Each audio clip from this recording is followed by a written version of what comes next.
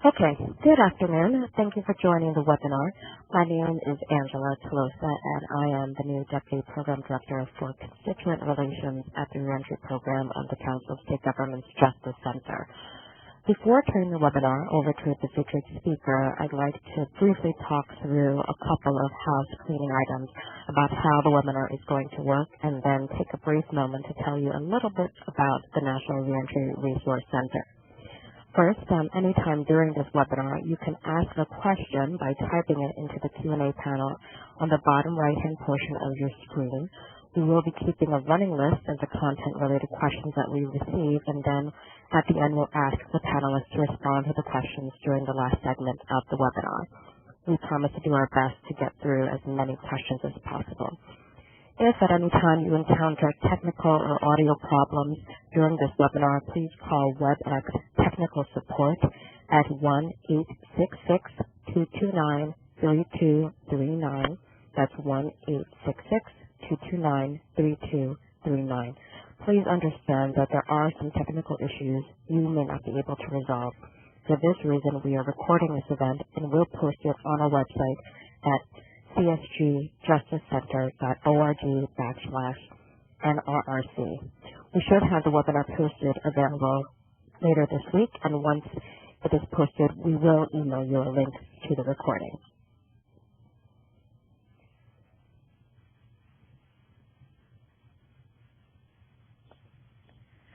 Okay, our presenter for today is Kathleen Gnall. Ms. Gnall is an independent criminal justice consultant based in Mechanicsburg, Pennsylvania. Before turning to consulting, Ms. Gnall spent 17 years with the Pennsylvania Department of Corrections. During her tenure with the Pennsylvania Department of Corrections, she held several different positions, including Director of Policy, Planning, Research, Evaluation, and Grants, and Deputy Secretary for Specialized Programs and Reentry. As a criminal justice consultant, Ms. Gnall has worked with criminal justice professionals, policy and decision makers, community and business leaders, social service providers, and members of faith-based and nonprofit organizations.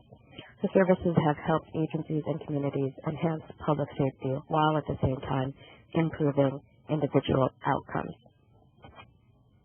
But before we turn it over to Kathy, I'd like to talk about the National Reentry Resource Center.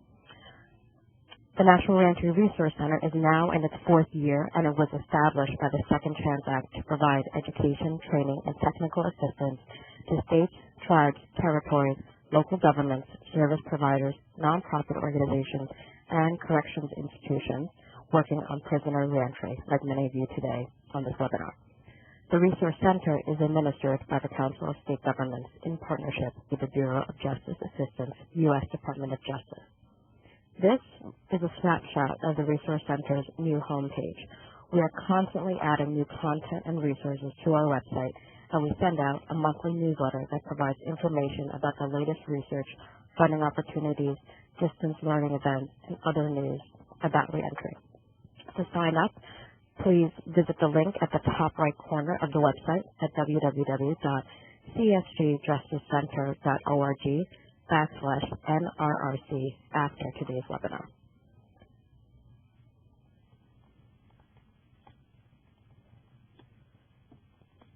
Okay. Additionally, the National Reentry Resource Center is the proud host of the What Works in Reentry Clearinghouse. The Council of State Governments Justice Center, the Urban Institute, and the U.S. Department of Justice, Bureau of Justice Assistance are excited to announce the expansion of the What Works in Reentry Clearinghouse website. It is an online compendium of important research on the effectiveness of a wide variety of reentry programs and practices. Research, as we all know, can be difficult to understand and just as difficult to apply to a policy, program, or service. The What Works in Reentry Clearinghouse aims to identify high-quality reentry research and translate it into a manner such that it is easily understood and applicable to the work of policymakers, funders, researchers, and practitioners in particular. It helps policymakers, funders, researchers, and practitioners, like many of you, in particular answer these 4 questions. How do I find and decipher research? What are the key takeaways that I need to know? How do I know if the research is reliable? and how do I determine the relevance of the research? We've done this so that you can have access at your fingertips of the best available evidence to make decisions on effective system and program planning. This slide now shows the homepage of the site. Once again, it is located at whatworks.csgjusticecenter.org. We hope that given the nature of today's presentation that you turn to the What Works in Reentry Clearinghouse to help you find the best available evidence for your organization to implement and sustain evidence-based practices. And with that, I'd like to now turn the webinar over to our esteemed presenter, Ms. Kathleen Gnall. Well, good afternoon, and I guess in some cases it is good morning to everyone. I want to thank our couple hundred participants for taking the time to join in this webinar. I realize that you all are busy, you have lots of things that you could be doing, and I'm glad to know that you signed up for this particular webinar. I want to thank Angela and Sean and everyone at CSG for continuing to sponsor these webinars, which I think do provide a service to the field, which I think is what all of us are interested in. It's a beautiful day in central Pennsylvania. I actually was singing the song from Mr. Rogers' Neighborhood, and my son, who's 12 years old and was home today because he finished school last week, said, "Mom, please don't sing." So I want you to know that I'm going to spare you that, but I really hope that in your neighborhood you're having nice weather, and happy summer to all of you. I just want to set the stage a little bit for this particular presentation.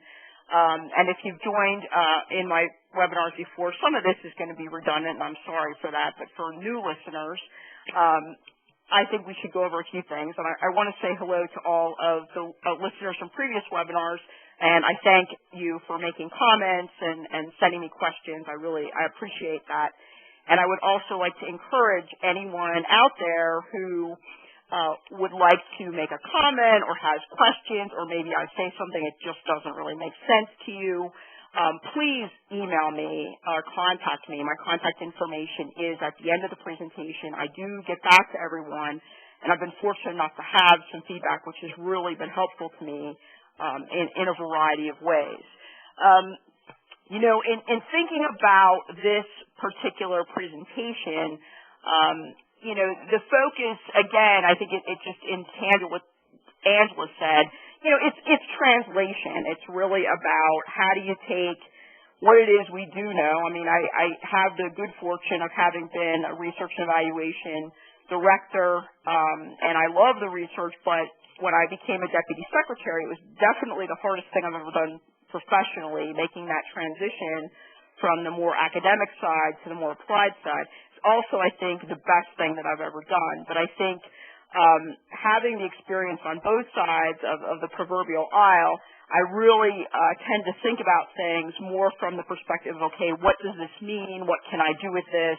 How do we use what we have learned to make things better, to make things easier for our staff who are working every day in circumstances that can be very challenging? And how do we make outcomes better in communities and for individual people? So that's sort of my mindset when I go about my work generally. So, you know, one of the things I think is just attitude is everything. And in this, as in so many other cases, I think you just have to start with the end goal. You know, I really think it's important to say, okay, where do we need to be, and then back up from there. So that's the framework for the presentation. Let me just move on a little bit and tell you what influenced me in requesting, you know, that we have an opportunity to do a webinar on this. You know, one is, again, I've done, this is probably the 5th webinar or so that I've been able to do for the National Reentry Resource Center, and I do a number of live presentations, which I also really enjoy. And I've gotten a lot of comments from, you know, webinar listeners, from my clients, from my fellow practitioners, people working in the field, about really, you know, how do you make these things reality? What are some real tangible, very specific things that you can do reasonably, that they're not just esoteric and interesting, but you can actually apply them in whatever setting you're in. It's always nice for me to get to look through the participant list, people who sign up for the webinars. Again, East Coast to West Coast, but a number of different types of people and agencies. There's nonprofit organizations who are working with offenders in the community, probation and parole agencies, prison systems, jail systems. So, I have to really, when I think about this, I'm trying to think about things through the eyes of the various people, the various stakeholders, because public safety really is it's a community issue. It's everyone's issue. So I try to think about it from multiple perspectives and multiple levels of people who are working in communities, working with offenders. And I think about the questions that people have posed to me, and think, again, about my own experiences, as Angela said, in the Pennsylvania State Department of Corrections, when I was fortunate enough to work for 17 years, about what I learned in that system, and there definitely are things that stick out for me. I'm going to share some of those with you in the hopes that they will be of some assistance to you. Then there's some really remarkable stories of criminal justice achievements. I mean, there certainly are people who stand out for me in terms of having criminal backgrounds and really making the transition to being law-abiding and productive. But also, I think there are organizational lessons. There are lessons, one of which I covered in the last webinar, which is, New York City.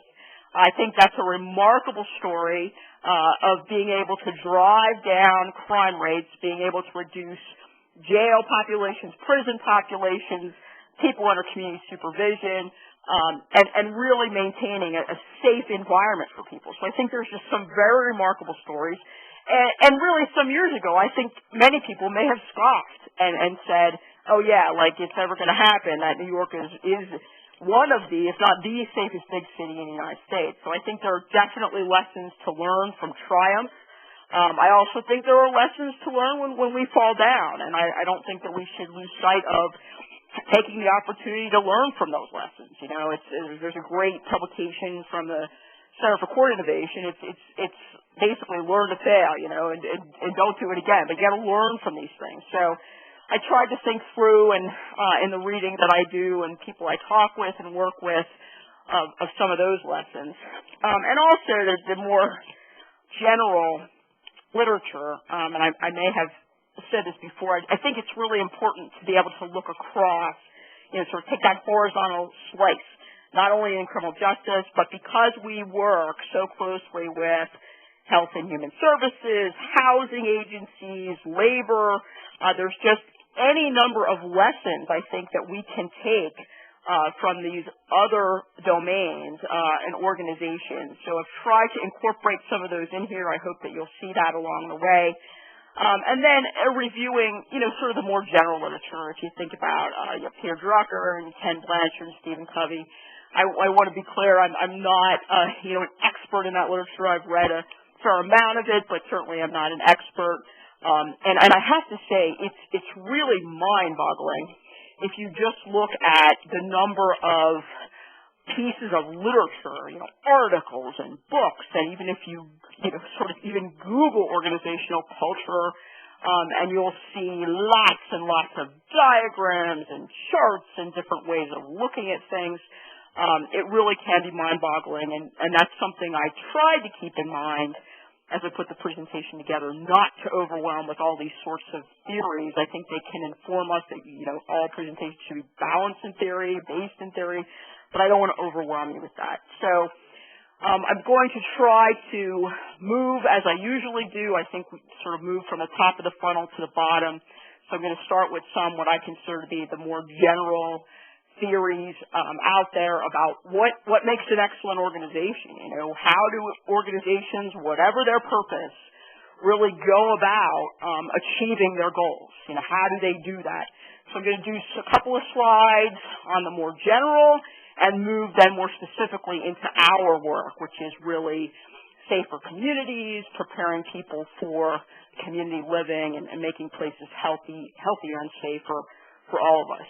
So I hope that at the end of this, you have not only feel like you spent your time well, I hope that you get some information that you can use and apply. I don't think everything's going to be applicable to everybody, but I also hope that you feel like it was an enjoyable experience.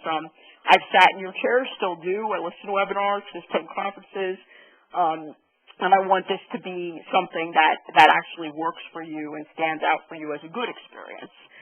So let's move on to the next slide.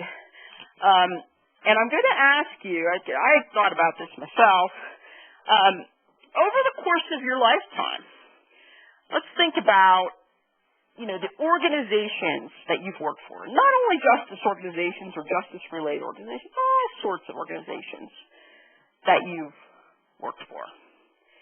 And I'm sure, as is the case for me, that there are some that stand out for you in a very positive way, where you say, hey, that was a great place to work. It was an enjoyable experience. I like going to work. So just take a minute and just think about the various positions you've had and where you've worked and which ones stand out.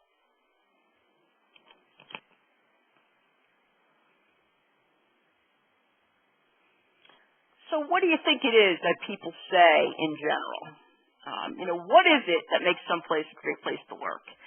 And the most common response that I've found, certainly in the literature and also my own experiences, it's trust. It's trust.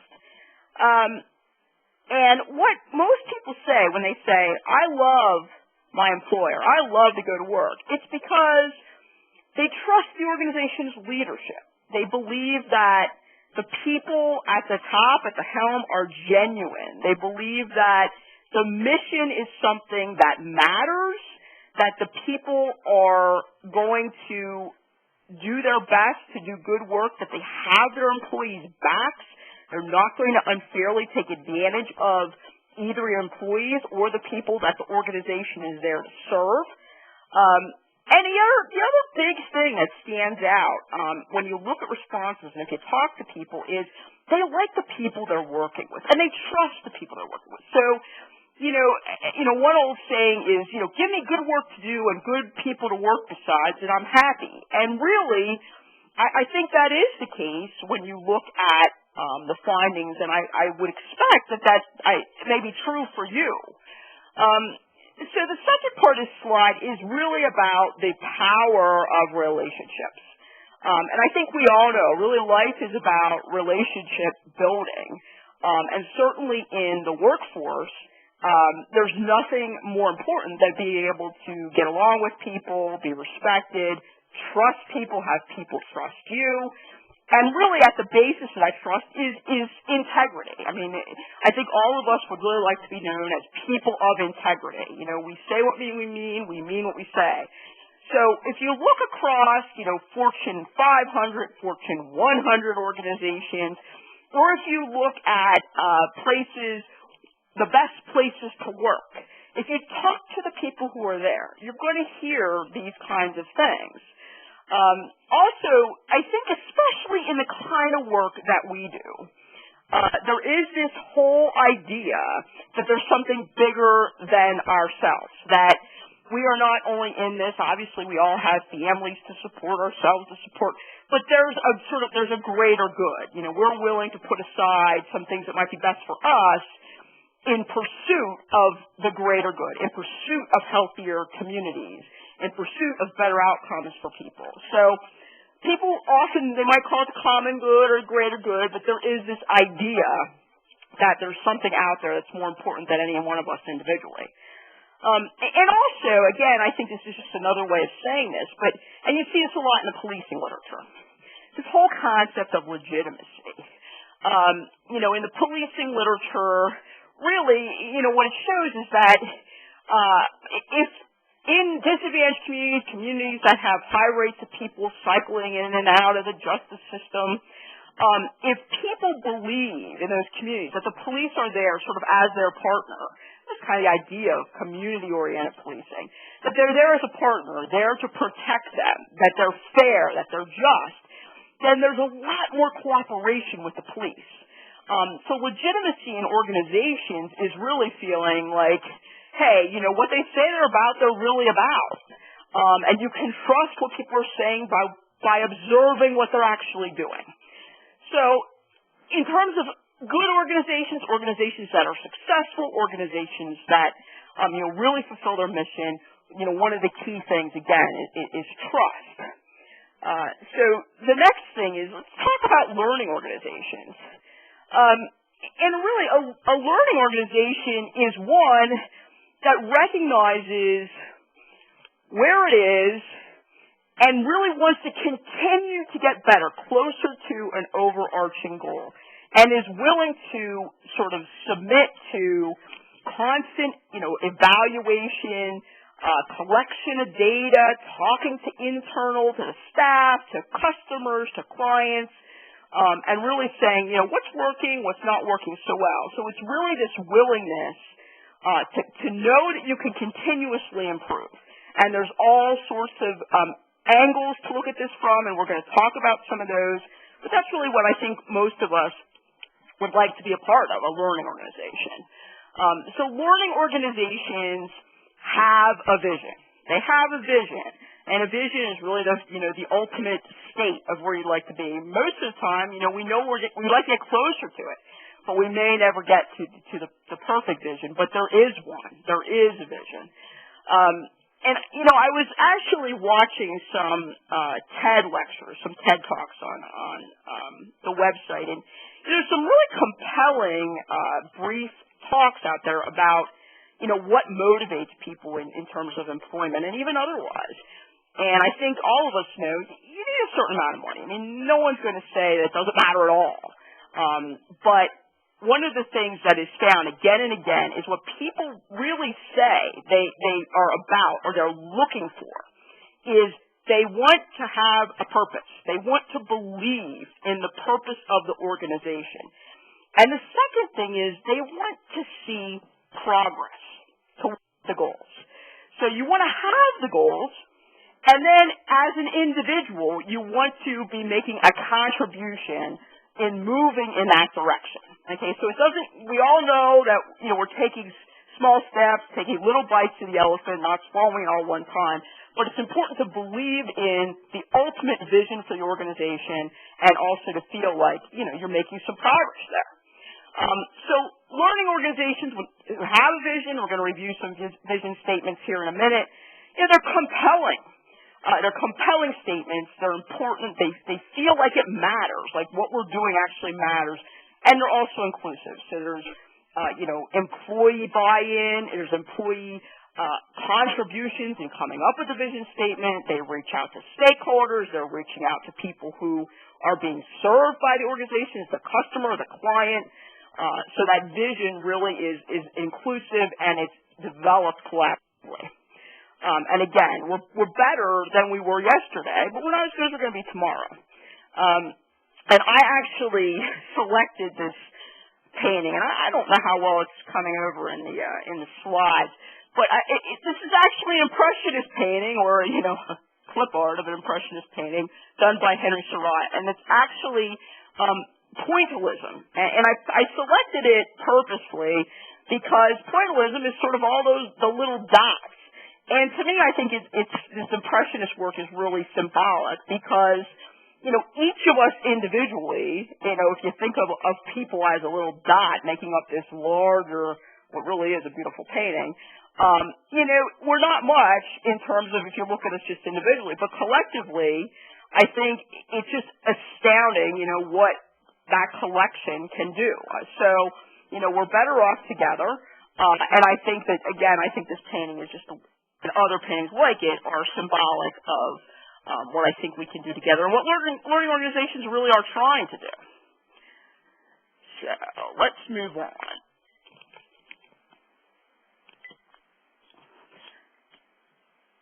There's a few noteworthy vision statements that I actually identified. Some of them are from related fields, some from our own field, and some, really outside. But I think that they get at what I think is important, which is, they make a compelling statement of what they're all about. And this one I'm actually going to come back to later in the presentation because it struck a chord with me. SAMHSA, the Substance Abuse and Mental Health Services Administration. I think they make a compelling statement of what they're about. Behavioral health is essential to health. Prevention works. People recover. Treatment is effective. I think that's just a really compelling statement of what they're about. You can see Amazon's there, and then down at the bottom, Colorado, the Colorado Integrated Criminal Justice Information System. Provide the right information, the right people, the right time, place, and the process. Again, if you think about that, I think it paints a pretty clear picture of what those organizations are about. It actually serves as sort of the North Star. So, if you have people who are wondering, and I think all of us at some point have probably wondered, what am I doing here? Or how is what I'm doing really, how does it matter? How is it related to the overall goals of this organization? So the vision statement serves sort of as that North Star and should bring people back around. And sometimes what you find out is when you think about the actual activities or projects that you're doing, sometimes they're not related. And that should really be a red flag to say, wait a minute, really, why are we doing this? So let me move on here. Another important piece of organizations who excel, organizations who meet their goals, they have values. And, we all have internal values, and different organizations value different things. I actually picked Coke, because it's an incredibly well-known organization, been around a long time. Actually, my kids always say I have a tremendous capacity for trivia. And I read this next to the word okay. Coke is the most recognized word in the world. So, here's the things. If you look at their website, this is what they say they value. Collaboration, integrity, be real, accountability, passion, diversity, quality, leadership. So, really, if you're a person who's, looking for employment, one of the most important things I think is fit. And I think one thing that's really telling is about what do organizations value. I mean, some organizations are hierarchical, some organizations are relatively flat, some organizations are formal, some organizations are very sort of policy procedure oriented, other organizations, like some startups, are sort of much more free flowing. So, and it doesn't mean one's right and one's wrong, but I think it's important to think about what organizations value, and you can see that in value statements. A third component of exceptional organizations, I don't think this will come as any surprise, is leadership. And we're not going to go through all, have a whole study of leadership here, but, here are some of the common characteristics. I mean, someone who has character, who has integrity, who's innovative, competent, passionate, really can inspire people, can inspire people to say, listen, this is really important work that we're doing. Everybody gets down, staff get down, this is a person who has to say, we got to stick to this, got to push through it. One of the things I think it's really important, I remind myself this honestly all the time, is communication is not just talking. It's also listening. And, listen and silent have the same letters. And sometimes I actually remind myself this, really just to listen to what clients are saying, listen to the feedback, really try to understand, put yourself in another person's shoes. And great leaders listen. They have the ability to listen and to take action based on what they're hearing and understanding. I like John Maxwell's quote here, a good leader is a person who takes a little more than his share of the blame and a little less than his share of the credit. So we're coming on a couple more slides. I think we're going to be closer to the end when I start talking specifically about, these general characteristics. You have learning organizations, value people, are collaborative, act with integrity, have great leadership. Here's a few more characteristics we're going to talk about specifically how these work in our justice world. Excellent organizations, like really what I consider to be exceptional people, they know what they're about. Okay, they don't try to be all things to all people. If you go back and look at Amazon's statement, they want to be a sort of one-stop shop on the web. So, and if you look at certain car manufacturers, one's name is escaping me. It's the big electric car place. They say, we're about making electric cars the best in the world and making people understand that not hybrids but electric cars. So they don't try to be all things to all people. They usually are very specific, specialized in what it is that they're they're trying to do and want to be the best, the very best at it. So excellent organizations also realize, they're very specific about what their goals are. They're specific about why they exist. They also realize they can't do everything. And especially in the world that we live in, really enhancing community safety, preventing criminal activity, helping former offenders reintegrate. I mean, there's just no person who could have the answer to all of that. And if there were, I'm sure that person would be held in very high esteem and making a ton of money. Nobody holds all the keys. So partnership is really important. Partnerships, relationship building. Learning organizations, they're always trying to get better. That's the whole point. They want to move closer to their vision. So they're looking constantly for feedback. They want honesty, and they want it from a variety of sources. They want it internally from their own employees. They want to know what's working, what's not working, what we need to do better. They want it they want to bring in experts from the outside, their partner agencies, researchers, and I'm a big believer in researcher-practitioner partnerships. I think they can be really excellent vehicles for both.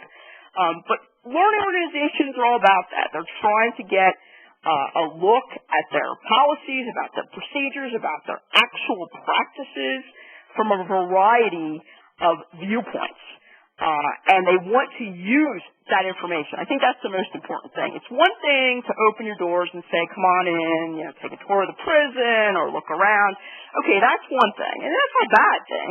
But the point is, if you're going to invite people in to look at what you're doing and they're going to give you feedback, there has to be a review, a serious, careful review, of that feedback. And then decisions need to be made. Okay, what do we do with this? What do we do as a result of having this feedback? How do we act on it? Do we act on it? And in what order? It's sort of akin to me to doing offender assessments and then putting it in a file. So, I've worked with people, I've done reviews where I say, do you do actuarial risk and need assessment of the offenders? And they say yes. And I say, okay, well, what tools are you using? And they tell me, and then what I really want to know is, okay, what do you do with that information? How is it used to inform the reentry plan or to inform treatment? What do you do with it? And I've had people actually say to me, well, I put in a file. I said, well, I understand that, but if you're not going to take action on it, then why spend all the time in collecting information so you can check, the punch list? You just punch it off. No, that's not the point. The point is we want to assist people in making the transition and getting better.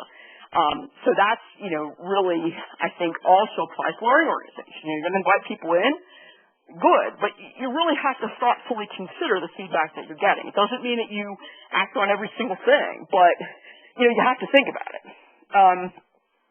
Also, in quality organizations that are really good, have been around, meet their goals, employees are valued, and it's not all employees are valued.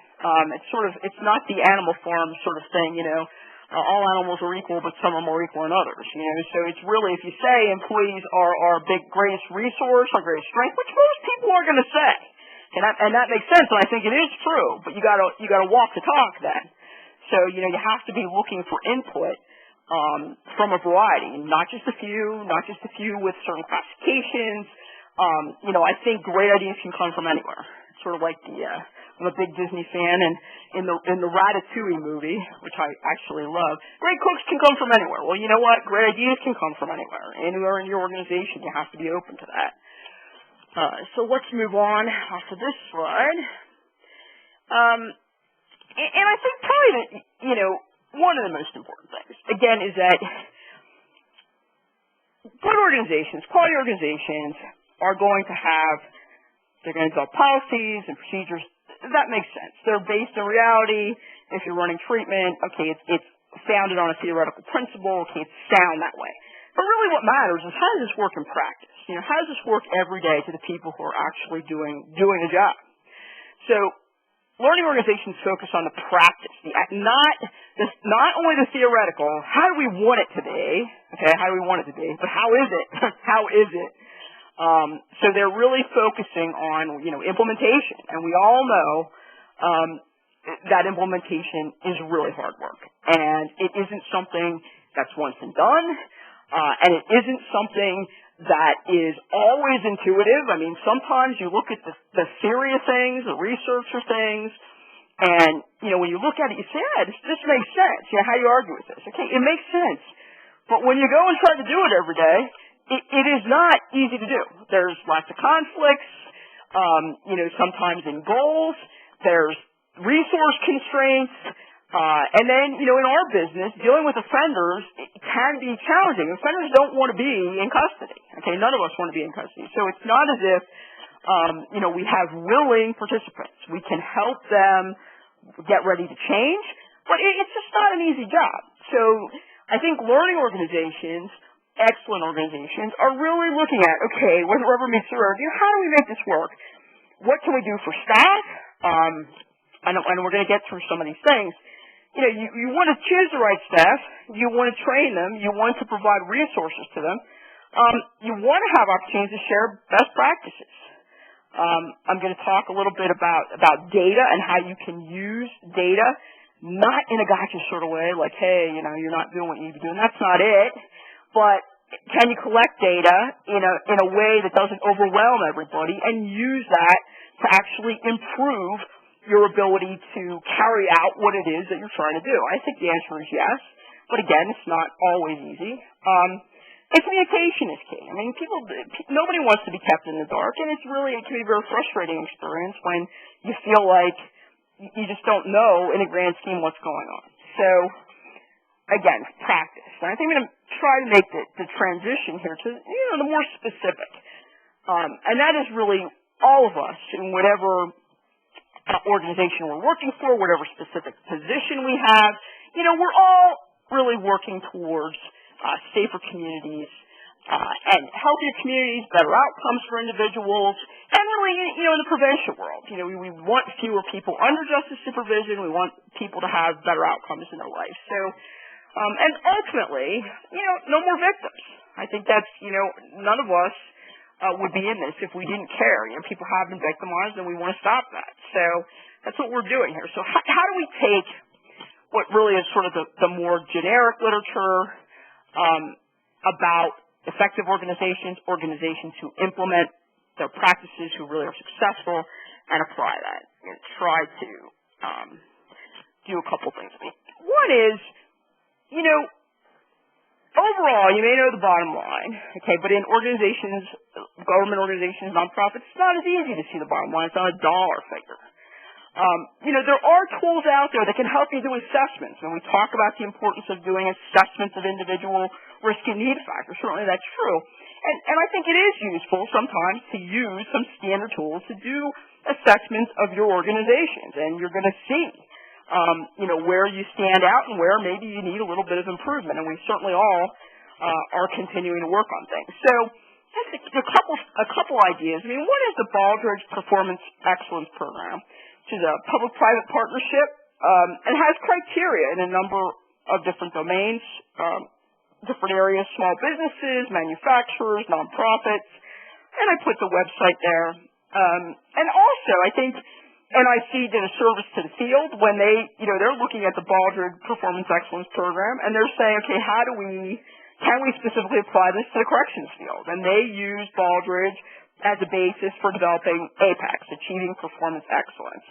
And that's available right on NIC's website. Some of you out there, I would expect, have experience with this, but these tools can be very useful because they provide an objective, research-based way of taking a look at your organization and what factors are related to your ability to fulfill your mission. So those are just some options. For those of you who are participants in either transition from jail to the community or transition from prison to the community, there are assessment pieces within those to say, okay, how am I doing? If I'm a reentry organization, what sorts of things seem to be working? What things maybe I'm not there yet, or I need to work on? So those are some specific tools that I think you may find useful. Some of you are probably even more familiar with them than I am. So if you want to send me a little note and tell me if they're working for you, that'd be great. So, if we're about recidivism reduction, I talked about a vision statement, earlier. And most of us probably have one. And if you don't know what it is, if you don't know if you have one, you don't know what it is. That might be an issue.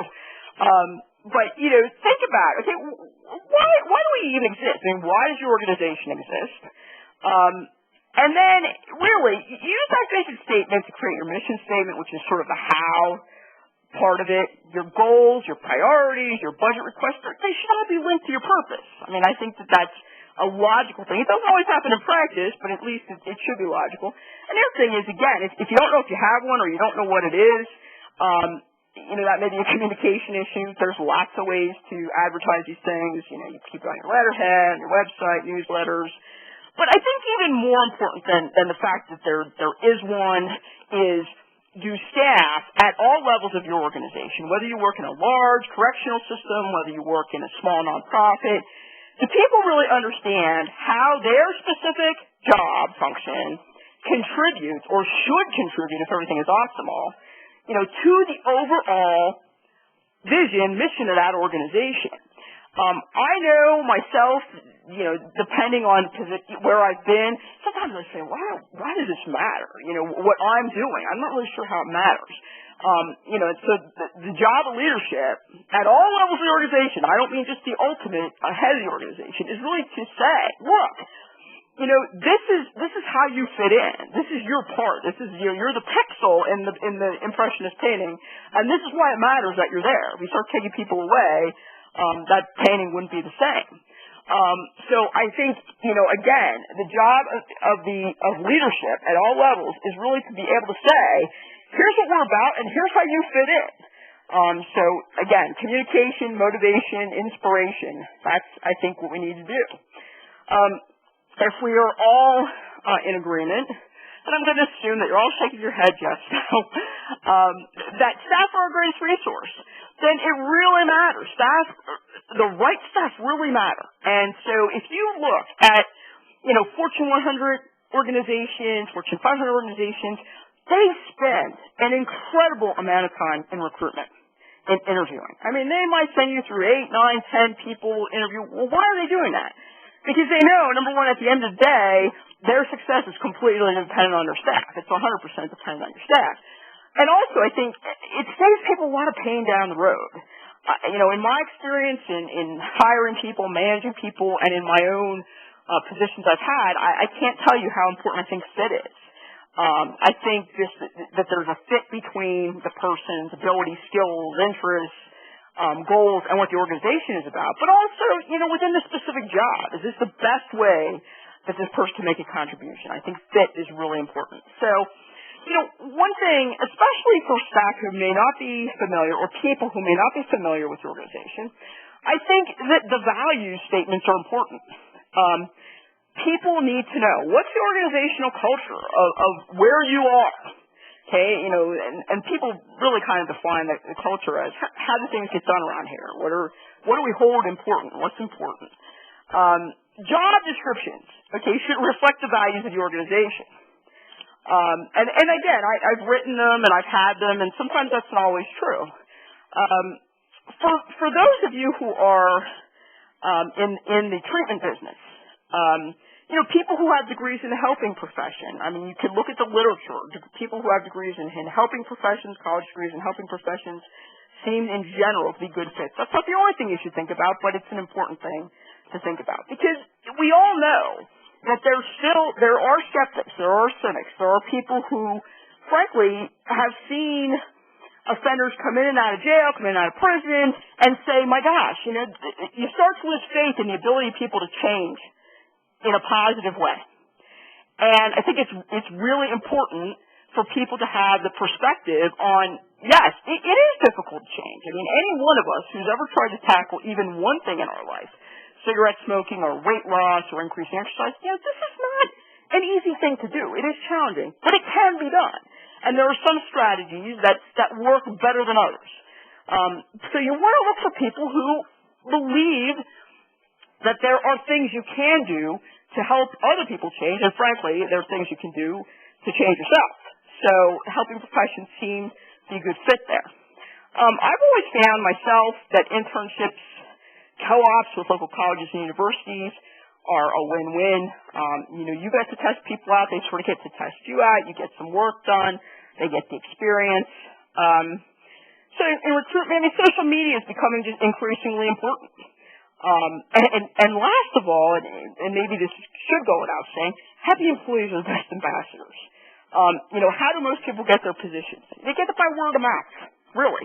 And who's really going to be talking up your organization? Well, people who already work there. So again, if you're running an organization where you have integrity, trust at the top, right through the organization, it's clear, what you're trying to do. There's employee buy-in, input. That goes a long way. It goes a long way for the individual employee, but it goes a long way for your organization. So the next thing, so now you're out on a recruitment mission. I think you should, in terms of interviewing folks, and I came out of a system, civil service system, and there are certain requirements that you need to follow, both in recruitment, in interviewing. But I think there are ways, where whatever is important to you, whatever you value, if you're looking for someone with problem-solving ability or writing ability, there are scenarios that you can use in interview techniques you can use to really get at that. Again, you're looking for fit. You don't want somebody to just say, yeah, I have great problem-solving ability. Okay, well, you kind of have to show me, sort of the doubting Thomas. You have to show me. So I think when you're thinking about these things, think about, what is it that matters to you in that job? What matters to your organization? And then try to tap into it. Try to measure that. In terms of training, I really think that right off the bat, in a correctional environment, you have basic training, and other places, you're going to have sort of orientation training. When you're in a field where you're really about helping people prepare for reentry, I think it's really critical that everybody, and I do mean everybody, understand some basic things that, frankly, I think a lot of folks who don't necessarily work in our field don't understand, and that's partially on us, for not really explaining it in plain English. But we need to think about what are the causes of criminal behavior. Okay, what are the sort of top criminogenic needs? We don't necessarily need.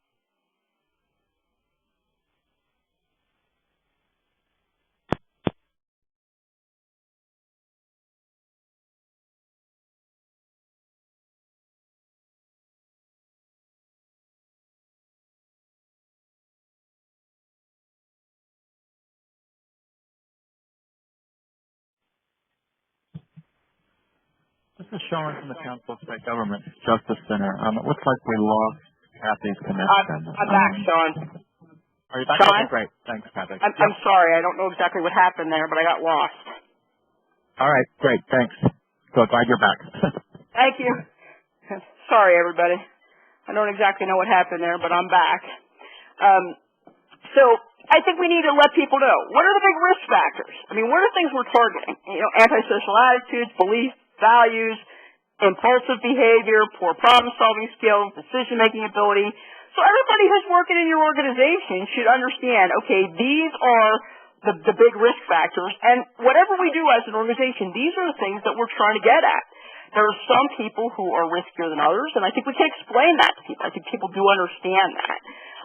And then really when there's an understanding of really what it is that's linked with criminal behavior, what are those big risk factors, and then just the basics. How do you target it? Well, there's some very well-supported theories. You have social learning theory, cognitive behavioral strategies, and I think people will understand. Okay, to change behavior, you have to get it thinking. Thinking precedes behavior, so you have to look at what's going on with people, what's going on in their head before they act in an antisocial way. So I think when you cover this in that part in the training, you want to say, okay, now knowing that, what is our organization doing? What's our overall strategy to try to attack those risk factors? And really, I think, again, talking about the importance, you're a piece of the puzzle, and it's important to do that work, but there's lots of people and lots of organizations who play a role in successful reentry. So talk about the importance of collaboration and relationships. and exactly how you sort of are going about, forming those and nurturing those. Anything specifically, and I think I saw this really be powerful for people. What can I do? If I'm working in a correctional institution, maybe I'm working in maintenance, or maybe I'm working in the mailroom, but I do have some interaction with offenders. What can I do? How can I further this mission? One thing is, honestly, if you believe in social learning theory, we're watching other people and that's the way to learn things, then it really emphasizes the importance of being a positive role model. If you show up for work every day on time, you treat people fairly, you communicate clearly, you don't play games, that does teach people something. So I think in training, in the actual training that you provide to staff, I think you need to be clear about that. The offenders are watching us, and it's important to really be a positive role model. There are some, again, with this cognitive behavioral theory, you think about some of the common thinking errors that we all encounter, okay, such as blame shifting. It wasn't my fault, I got framed, minimization, it wasn't that bad, I didn't hurt anybody, I just stole money, or, I'm a victim of circumstance, okay, so if someone is in a role where they're hearing this, or an officer on a block or something like that, okay, and you're hearing these statements, you can teach staff basic ways without going through, a formal motivational interviewing course or a formal course on this to really say, well, wait a minute, is that really true? There are ways to challenge antisocial statements of offenders. And there's also, certainly, when you hear someone who appears to be thinking through a situation, thinking about maybe the way he or she reacted to a situation, what I would call hostile interpretations of common social situations. If you're standing in line at McDonald's and someone cuts you off, do you say, excuse me, in the back of the line and point to the back, or do you hit them? Okay, so you want people to be thinking, what are my alternatives to acting the way maybe it really comes naturally to me? So when you see that, it's an opportunity for reward. So again, Dalai Lama, our prime purpose in life is to help others, and if you can help them, don't do no harm is my sort of rule. In terms, okay, so now if you are going out, you're recruiting staff, you're really looking at fit, at attitudes, obviously at skills, and you're training them. How do you keep good staff? Well, one of the ways is to provide ongoing resources. All right, so people need to know, you're doing this really well, and maybe we can help you with X, Y, or Z. So ongoing coaching is particularly true for formal treatment staff. They need clinical supervision. They should have clinical supervision. Also, one great way to recognize staff, don't be out to find things wrong. Obviously, when you see things wrong, you have to correct it, but also be looking for, sort of in my kids' school, it's called caught being good. Okay, so if you see someone who's really exceptional at running a treatment group, or really a good case manager, really has great linkages, okay, take the opportunity, number one, in public to congratulate them and recognize them, but also, they're our greatest resource. So task those staff to mentor, to work with their peers. I also am a big fan of, sharing problem-solving strategies and best practices. Years ago, and I'm not sure if this still happens, but at the National Institute of Justice Annual Research Conference, there was one thing, I went every year for years and years, and there was one thing I really enjoyed there, and it was called table topics. So, we were doing population projections and things like that, so you could go into a room, for 2 hours, and there's these tables, and there's experts, and there's also practitioners there, and whatever the topic was that you were interested in learning more about or struggling with, you could go to that table, have conversations with experts, have conversations with practitioners who sort of, were doing well in that area. I thought that was a great way to share best practices. So, and I think you can do that. If you're working in an institution, if you're working in a region, sometimes you can use video conferencing to share, maybe the topic of the day is, case planning for high-risk offenders. You find people who are doing that well, they share that with other people, so I think that's really a critical thing. And I think all of us know, when you're really recognized, and it's a genuine recognition, and it really is an honor, how that feels. I think I've seen, I'm sure you have seen, something where it's just more rote. It's employee of the month or quarter or year, and it's just, so-and-so hasn't gotten it. It really doesn't have meaning, or people aren't nominated for it because it just doesn't have the kind of meaning that you want it to. So, talk to your staff and say, how can we make this work? What really would make this be a genuine or legitimate experience? And also, I find some tools, even though they're really designed for evaluation, I think they're even more useful when you can use them at the front end. If you're deciding an initiative, a strategy, a specific program. I listed a couple here that I'm fans of. There's certainly lots of other ones too. The Council of State Governments just put out recidivism reduction checklists. There are a variety of them for different audiences. But, if you're wondering how your organization is doing, take a look at those checklists and sort of go down and in your mind, think about, are we doing these things? To what extent do we think we're doing them well? And, at least it's a starting point for you to really be thinking about it. And it's a nice formal guide if you're going to do it with staff, because then everybody's sort of using the same framework to attack the problem. Another one I know that I use all the time, and I've talked about some before, is the Corrections Program Checklist, which is sort of the second generation of the Correctional Program Assessment Inventory. CPAI was developed in Canada by Zero and Andrews. CPC is an adaptation of a sort of modernization of it, developed at the University of Cincinnati by Edward Tessa and colleagues. And really what those tools are is they looked across treatment programs that had good results and said, okay, what do these programs have in common? And they were distilled into standards. And the standards are in a number of areas, like leadership and development, staff, quality assurance. And, I've used these tools to evaluate programs, and they're great for that. But you know what? They're great when you're setting up an initiative. If you want to know how to do it right, know what you're going to be measured against later. So you look through these and say, okay, do I have a sound theoretical model for my program? On what basis am I developing this? Am I targeting high-risk offenders? Am I targeting criminogenic needs? What is my dosage? What are the qualifications of my staff? So these types of resources, they kind of compile that in one place. They're great for you, for your staff, who are really trying to figure out, okay, number one, what should I be targeting? Where do I feel like I have things covered? Maybe where do I don't? If I don't have it covered, what should I be doing in those areas? And it's very specific. So it'll give you the standards, and it's a great way to start. It's always harder to fix something later than it is to get it off on the right foot.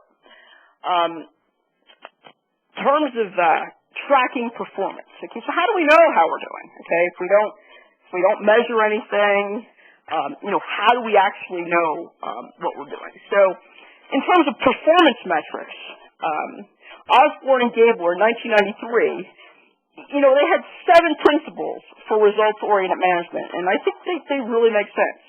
Number 1, what gets measured gets done. Number 2, if you don't measure results, you can't tell success from failure. Number 3, if you can't see success, you can't reward it. Number 4, if you can't reward success, you're probably rewarding failure. Number 5, if you can't see success, you can't learn from it. 6, if you can't recognize failure, you can't correct it. And 7, if you can demonstrate results, you can win public support. So I know it can be intimidating, when you're thinking about what to measure. I mean, number 1, I like to tell my clients when they ask about these things, I always say don't start with the data elements. Don't get in the weeds. Start at the 50,000-foot level, so to speak, and think about what do you want to know about your organization? Think about the questions. List out the questions that stakeholders want to know, whether they be legislators or people you get the budget from or community partners. Think about those questions, and then drill down. Management information systems are important, but people sometimes think they have to be really, really, really super sophisticated. I haven't found that. I think sometimes you do what you can, and that's start with basic, decently designed databases.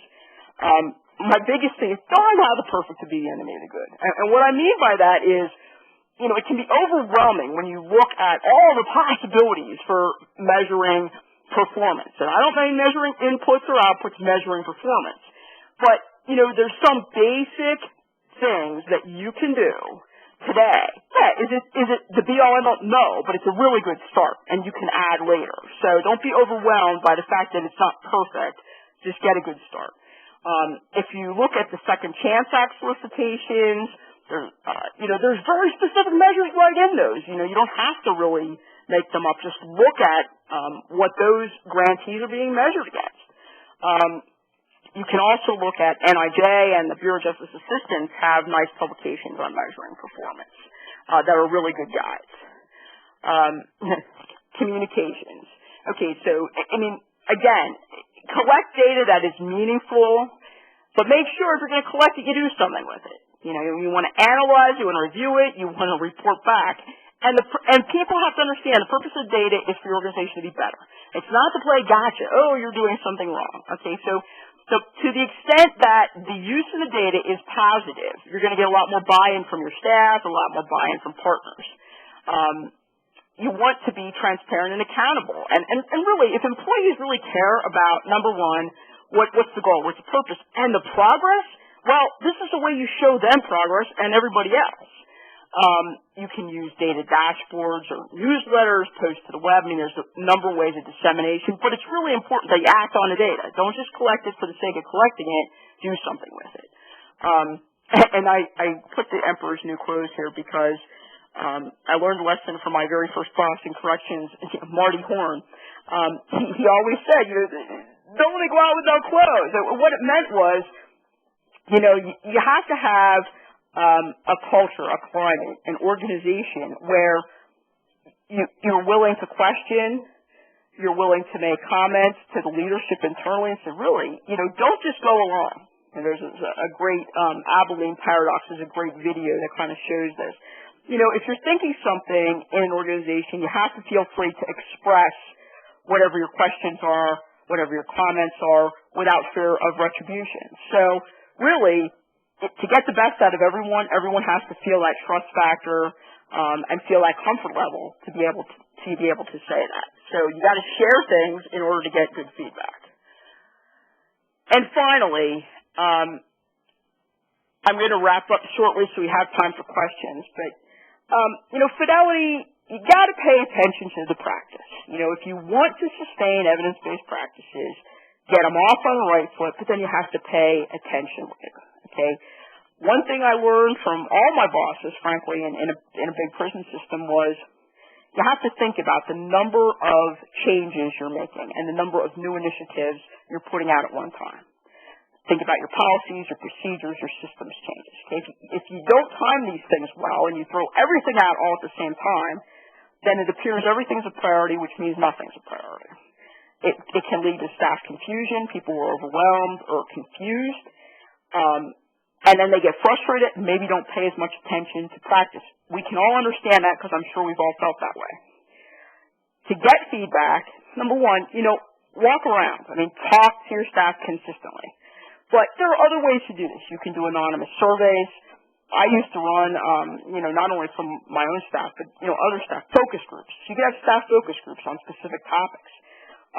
And really consider that. Again, if you're going to do that, make sure that you consider the feedback. All sorts of information and ways of looking at different policies and practices are important. So you have to have a layering technique. There's not one be-all, end-all. You're using audits. You can use process and outcome evaluations. Again, I think it's really critical to partner with university and other based experts if you're doing process and outcome evaluation, but it's not the only thing you should be doing. You should really be looking at paying attention to safety and security and to whether procedures are being followed, assuming that they're logical procedures. And finally, I was thinking about this recently when I just was going through some literature. Organizations have defining moments, just like people do. So resilient organizations are those that keep on keeping on. As Winston Churchill said here, if you're going through hell, keep going. We've all experienced, negative events within our organizations. Sometimes they're really extraordinarily traumatic. When I started in the Pennsylvania Department of Corrections, it was a couple years after the Camp Hill riot, which was the largest prison riot in the history of the United States. And really, I learned very quickly how much that horrible event influenced, and this is years later, influenced the people, influenced the way our organization was run. But remember, one event that should not define a person, nor should it define an organization. Failure or a terrible time in your organization, if you're experiencing a horrible scandal. I mean, we all know, jails, of prisons, of nonprofits where there's horrendous scandals. People get hurt, laws are broken, there's unethical behavior, and they are horrendous things that need to be addressed. But that should not be, in anyone's mind, a permanent state of affairs. Success isn't permanent, failure isn't permanent. It's important to move on. I'm actually reading this book, and I just listed here because I think it has really great examples of this. It's called The President's Club, Inside the World's Most Exclusive Fraternity. And it talks about the United States and individual leaders and their relationships with each other and how they recovered from things like, World War II. These really huge events. And people were able to move on from that. So I think that's another characteristic of a substantial, a really great organization. You don't let those horrible moments, you deal with it, but it doesn't define you. It's not permanent. And during those times when the sea is stormy, and it's often stormy, leadership is critical. And during that time, I think it's even more important than it is sort of on a non-stormy day to listen to your staff, acknowledge what they're feeling and the emotions, and really stand above reproach yourself. Do the right thing, fix the issues, and really kind of keep encouraging people like, hey, we can do this. So, in summary, I think attitude is contagious. Attitude in organizations is contagious. And it appears to me, and certainly I'm not the only one, people have said this long before I did, the key to success in organizations, just like in your own life, is to keep moving. Keep moving forward. Don't just talk, action. I mean, Martin Luther King's quote at the bottom, if you can't fly, then run. If you can't run, then walk. If you can't walk, then crawl. But whatever you do, you have to keep moving forward. Grit and perseverance matter. The actions we take are what we're going to be judged by more than anything else. Thank you so much for your time. I'm looking forward to your questions. Excellent. Thank you so much, Kathy, for your insight. And now we'll review our questions from our participants. First question is, how do you encounter or counter issues when line staff question the point of recidivism reduction programs and how they could impact their own livelihood if recidivism rates go down?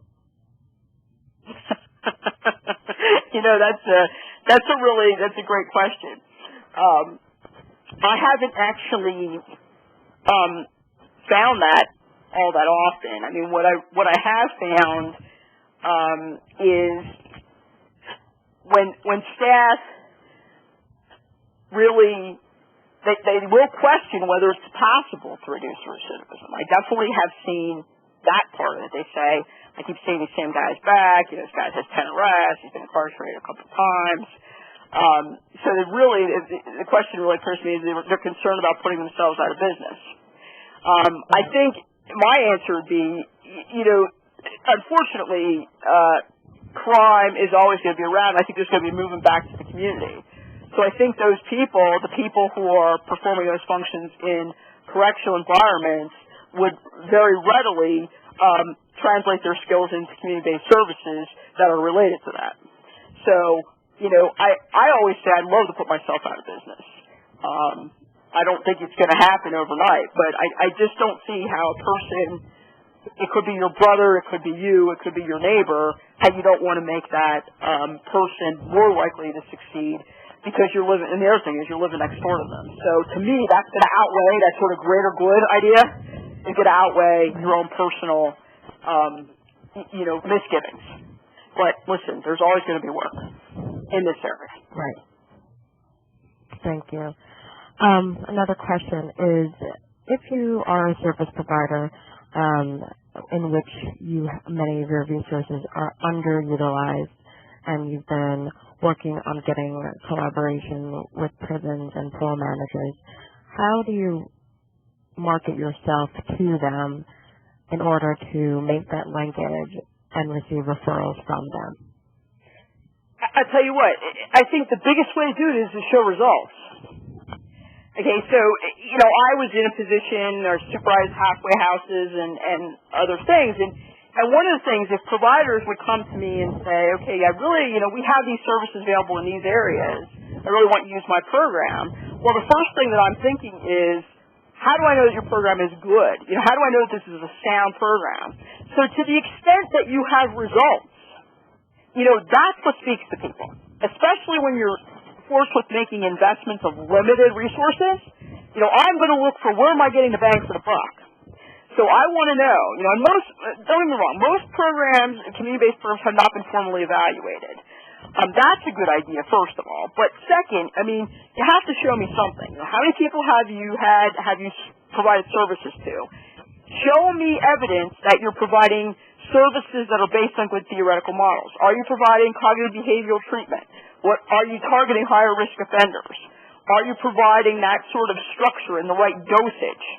So I think what speaks to people who are making these decisions is results. That's how I would approach it. Great, thank you.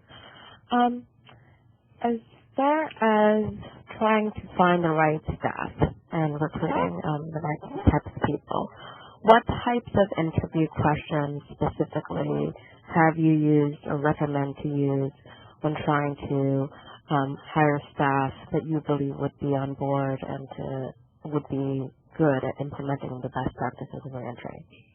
There's sort of the knowledge questions. Okay, so if you're a treatment provider or providing services, you can ask the knowledge questions, which are, can you tell me what you know about ways to impact antisocial behavior? Or what you're really asking is, what do they know about how you change offender behavior? So if they're saying things like, I know that cognitive behavioral therapies can change it. I know, like if they say, I know what the risk factors are.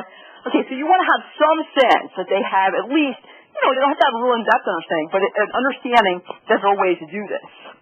So that's one way, sort of the knowledge questions. I like to do scenario questions myself. Okay, so I would come up with, if I want to know if somebody has problem-solving ability, then I'm going to write a question based on a real event, maybe I'll change a little bit, and then say to them, okay, here, you're faced with this problem, you give them a couple minutes to read it, and then you ask them, you say right there, how do you attack this? Okay, so here's the situation you're presented with, how would you go about solving this? You have them do it. It's like the importance of role-playing for offenders. Groups are not didactic exercises. You keep us role-play. If you want to know if staff can solve a problem, then ask them to solve a problem. So I don't like questions like, tell me your strengths and weaknesses. You want examples. You either want scenarios that they're doing right there, or tell me about a time when, you had a conflict with a coworker and how you resolved it. Tell me about the conflict and how you resolved it. You want real-life examples, not theoretical, oh, yeah, I'm a great problem solver.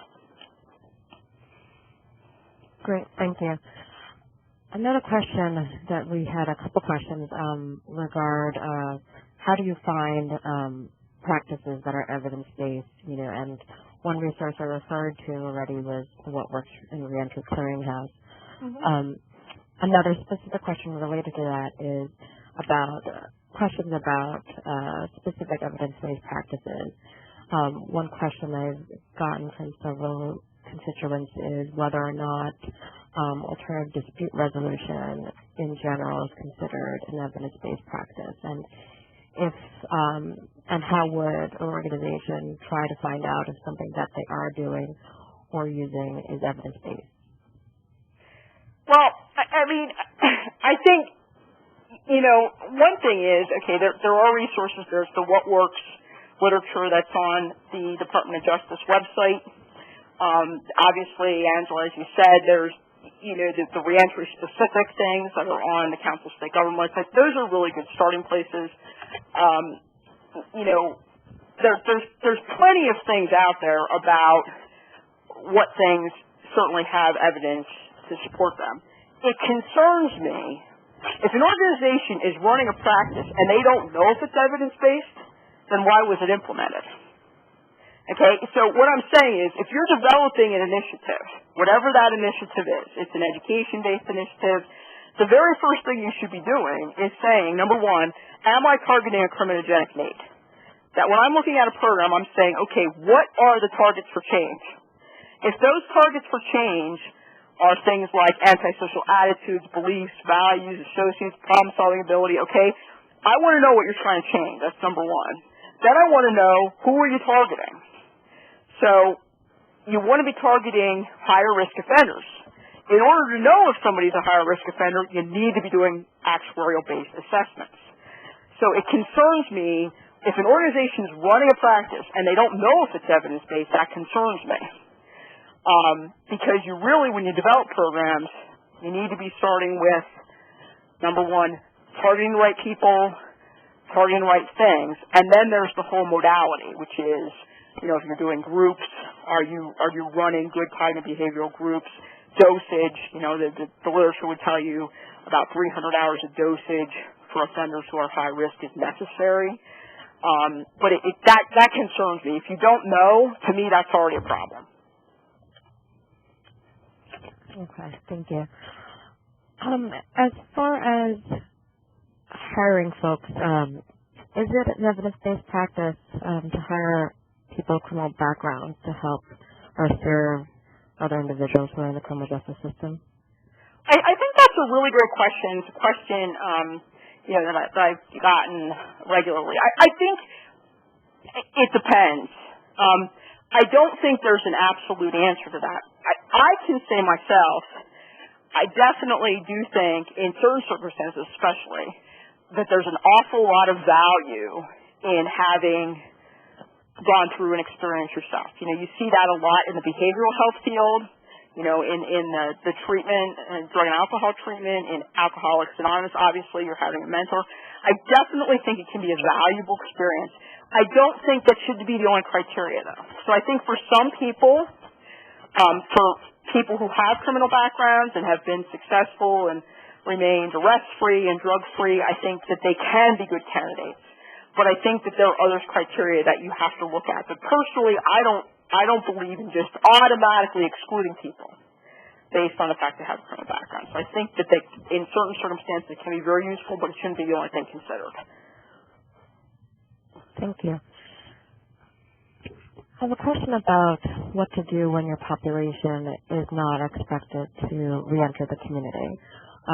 What types of measurements should institutions use to evaluate programs that would benefit this population that's not expected to leave incarceration?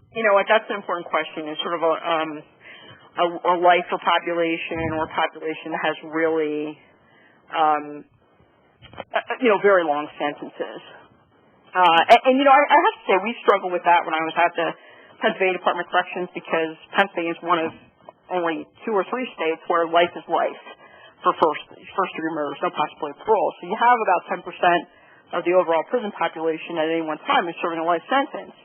And you say, okay, if all my treatment and other efforts are focused on people getting out, then what do we do with the lifers? And I think it's an important question for management purposes and for giving people a reason to keep on. So one thing is, I think you can set aside a certain number of slots within your treatment programs, for those populations, because treatment in general, good treatment, good services, really do make a difference in terms of managing your prison population too, in addition to making good sense for people going in the community. So, if offenders have, criminal thinking issues, then those are going to play out in the prison environment as well. So tackling that, regardless of whether that offender is going out to the community, I think is still a worthwhile thing. One of the things we found was, if you have correctional industries or longer term, like PI programs, sometimes allowing some offenders, some lifers, to really have that as a job really gives them purpose and meaning, and frankly, it helps you with continuity in those places. Another idea is, they can help to facilitate, AA and NA on blocks if you're doing that, or perhaps can serve as what we would consider, like a peer assistant in a therapeutic community. I do think that it is important, particularly, for those systems who have a whole lot of longer-term offenders, to allow them to have purpose and meaning and allow them to participate, really assisting other centers in a meaningful way. I mean, you have to be cognizant of power relationships and those sorts of things. I'm not encouraging that, but I do think it's an important question. Give them some treatment slots, some work opportunities, some opportunities to be education tutors, those sorts of things, I think give that population meaning and help you to stabilize your environment. Thank you. Yes, it's definitely a population that in reentry sometimes we could definitely make sure that we're also considering. Just one last question regards to as far as when looking at the research, when evaluating the research and any research that states that a program is now an evidence-based practice, at what point or what should you be looking for to figure out whether or not that program still continues to be evidence-based? Let's say, assuming that the research is dated or is sort of, if there's ways to understand whether or not something should continue to be reviewed or evaluated in the future. I think to the extent that if the targets for the program are the big risk factors, I mean, that really hasn't changed over time. The risk factors present in criminal populations, characteristics, they're pretty consistent over time. They're consistent across race and gender. So if your program is continuing to target those major risk factors, it's continuing, to operate according to the best evidence we have today, cognitive behavioral interventions. I don't think there's a reason to continuously formally evaluate it, is I guess what I'm saying. You do have to always pay attention to, and this is why I call it weeds in the garden. Fidelity in implementation is an ongoing process, and it can be exhausting, but you really have to pay attention to the practice. So if the program continues, it's on paper, the curriculum is the same, the targets are the same, the focus on the higher risk offenders, if all that's the same, and you're continuing to provide, staff who are running treatment groups, I think really need to be, have lessons in what does a cognitive behavioral group look like. They know the curriculum. But you really have to continue to go in and do monitoring of that program. You want to make sure that it continues to operate according to the way it's designed. That never ends. That never ends. And I also think, as new research comes out, it is disseminated. But again, I don't see, I don't think the targets are really, you're going to see them changing. So I wouldn't be so much worried about formal, really process and outcome evaluation, but you do have to pay attention always, is it working the way we want it to work? Because that's something that never goes away. Thank you. And just one last question, since it's actually just come up in the past couple of minutes, a lot of people have been asking about how do you motivate your institution or your peers in implementing evidence-based practice, particularly if you're not in a leadership position. What are some tips you would have for staff that are looking to sort of push along their institution but may not be in that specific leadership position? That's a really good question, because I think leadership just, it's not, to me it's not really positional. Okay, so there's sort of, leaders among peers, people we all look to. So, I think that you can really, number one, you can influence your leaders, okay? So you kind of say to your boss, listen, I think, we need training on X, Y, or Z. You may see something on the web, you may go to some training that you think is excellent and you're willing to share it with people. Some people just, by their very nature, they just want to be better, want to be on the cutting edge. But one of the things I found that works for maybe what I would consider more resistant staff is you sell them, and this is true, it's not a pitch that doesn't have any basis in reality. If you are really effectively targeting, sort of doing evidence-based practice, it makes your life easier as a staff person. And what I mean is, you're using motivational interviewing techniques and you have people kind of coming around to to, hey, maybe I do need to look at some things and change some things. Okay, that's going to make your life as a staff person better. If you're spending your time on offenders who can benefit from your assistance, and what I mean is medium to high risk offenders, and you're not spending so much time with lower risk offenders, which probably is frustrating for staff. They're like, why am I even doing this? That makes it better for you. So I think when I've encountered staff who are really sort of incredulous, and it's okay to be incredulous. Like, you should really want to understand this and know it and not adopt it without understanding it. I think one of the things you approach them with is how this is better for them, how this is better for their workday, their workload, how this is going to make things smoother for them, and you're not going to be spending as much time with people who really don't need it. It just makes more sense. I found that can work. So I try that. Great. Thank you. I think we all learned a lot about different things we could try within our institutions, with our peers, and then also in our sort of every day. So thank you so much, Kathy, for You're very welcome. For answering our questions. So folks, this concludes today's webinar. After you exit the webinar, a brief survey will appear on the screen. By answering the questions, you'll be helping the National Reentry Resource Center improve on the services we offer. We greatly appreciate it if you could take just a few minutes to complete the survey. As said before, we will email a link to the recording of this presentation as well as a link to the PDF of the PowerPoint slides used in the presentation early next week. These links will also be made available on the National Reentry Resource Center website, which is located again at www.csgjusticecenter.org/NRRC.